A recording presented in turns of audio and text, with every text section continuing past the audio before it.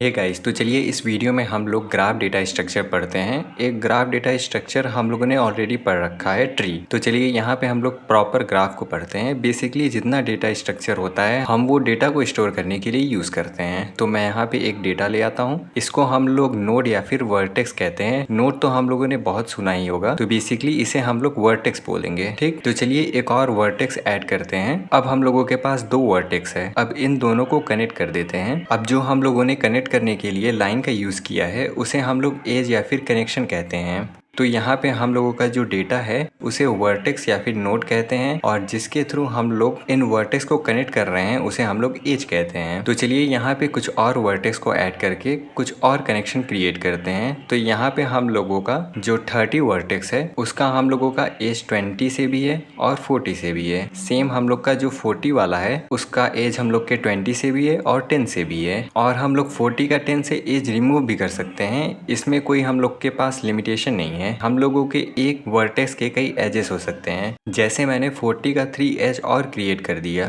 अगर मैं इसे ट्री के साथ कंपेयर करूं तो हम लोग का एक नोड केवल 2 ही नोड को पॉइंट कर सकता है, उससे ज्यादा नहीं। बट ग्राफ में ऐसा नहीं है, एक वर्टेक्स के कई एजेस हो सकते हैं। ठीक, तो चलिए और थोड़ा कॉन्सेप्ट समझते हैं अपने ग्राफ के। सपोज दैट मुझे 20 पे जाना है और मैं स्टार्ट 40 से कर रहा हूँ, तो मैं 40 उसके बाद 10 उसके बाद 20 पे नहीं जाऊंगा, मैं डायरेक्ट 40 से 20 पे जाऊंगा, क्योंकि 40 से 10 उसके बाद 20 हम लोग का 2 मूव हो गया। बट हम लोग का 40 से 20 डायरेक्ट मूव है। ठीक, ये सेम एग्जांपल हम लोग के मैप में भी अप्लाई होता है कि हम लोगों का मैप हम लोगों को काफ़ी रूट दिखाता है, जिसमें से कुछ हम लोग का शॉर्टेस्ट होता है, कुछ हम लोग का लॉन्गेस्ट होता है, कुछ ट्रैफिक वाला होता है। अब यहाँ पे हम लोगों का जो एज है वो भी हम लोग के दो टाइप का होता है, एक हम लोग का डायरेक्टेड एज और दूसरा हम लोग का अनडायरेक्टेड एज। डायरेक्टेड एज को हम लोग एरो लगा के समझते हैं। यहाँ पे मैं अगर इंस्टाग्राम का एग्जाम्पल लेता हूँ, तो इंस्टाग्राम में अगर हम लोग किसी भी पर्सन को फॉलो करते हैं तो जरूरी नहीं है कि वो पर्सन भी हमें फॉलो करे। एग्जाम्पल के लिए ए ने सेलिब्रिटी को फॉलो कर लिया तो सेलिब्रिटी